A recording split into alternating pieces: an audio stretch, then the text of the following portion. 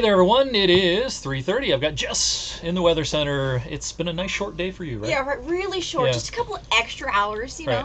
It'll be a long one for you, though, sir, this day. It will be. We'll have Mike Joyce in helping us out here this evening as well. So far, so good. I'm going to show you the radar and all the current information in just a second, but just a couple of quick reminders as we anticipate the possibility of severe weather this afternoon.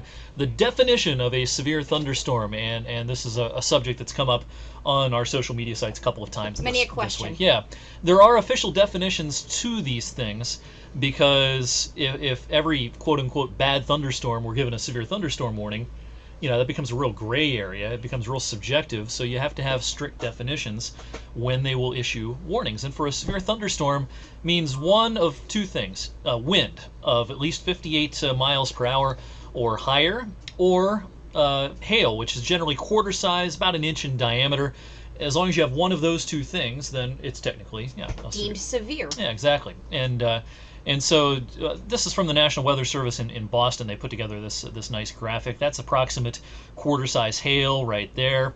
The other definition of a severe thunderstorm is one that has a tornado, but of course, if it has a tornado, they're going to issue a tornado warning.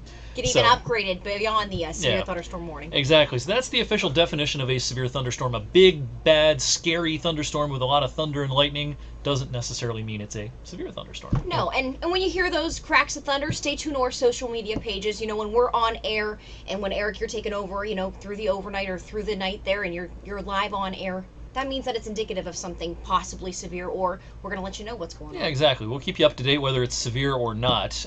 We've had some nasty thunderstorms over the last few days, including, of course, Monday night. Vivid lightning, and even some pea-size hail, but that doesn't mean it was a severe thunderstorm. And real quick, difference between a watch and a warning. We're under a watch right now, a tornado watch. And that means conditions are favorable for the development of thunderstorms that could produce rotation in tornadoes, and these are often issued up to 6 even more hours in advance of severe storms. Now, if we get under a warning, that means that the radar has detected something, whether it be hail or wind or a tornadic thunderstorm, or a human being has seen it. Has spotted it, yeah. Yeah, exactly. So if a human has spotted a tornado and reported it to the National Weather Service, they will issue a warning. And these can be issued only a few minutes ahead of time and hopefully up to an hour before severe storms. The more lead time, the better, of course. All right, we're recording this 20 till 4. Here's the radar. Here's Youngstown right here, and our entire viewing area just absolutely fine right now. Just as beautiful as it has been all morning long. I had a little lunch on the patio in Austintown before coming back in here to keep an eye on these storms, Eric. And so it's sunny as can be, hot as can be. Yeah, it's warm. And these storms are coming right along with that cold front. Exactly. We've got warm air. We've got some humidity. We've got the ingredients. It's just a matter of, are we going to bake a cake out of these ingredients? Exactly. And that remains to be seen. Here's the radar out across central Ohio. A whole different story out there, of course. It's lighting up like a Christmas tree out here. Now, this is out towards Amish country in Holmes County and Wayne County. Tornado warning, Apple Creek, Orville, and then south of there around Millersburg, severe thunderstorm warning. And then there's a new warning for Coshocton, heading over into Tuscarawas County around my old stomping grounds, New Philly, Strasburg, Sugar Creek.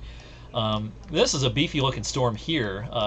Apple Creek over to Worcester. A lot of radar indicated systems here in the way of the rotation. Yeah, exactly. You can pick out a few sort of, visible green and red couplets indicative of a rotation in the storm, maybe right in here.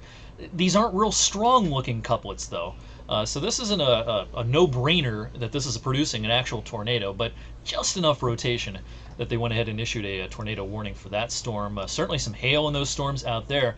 But let me put this in motion, and Jess, everything's moving more north than east right now. We're crossing our fingers. We're keeping an eye on this, but if we're all lucky and said and done, there's a chance we may dodge a bullet in the way that this continues just to the northwest of Trumbull County. But that being said, always that line, you never know. As we continue to get closer and closer, these storms piling closer and closer.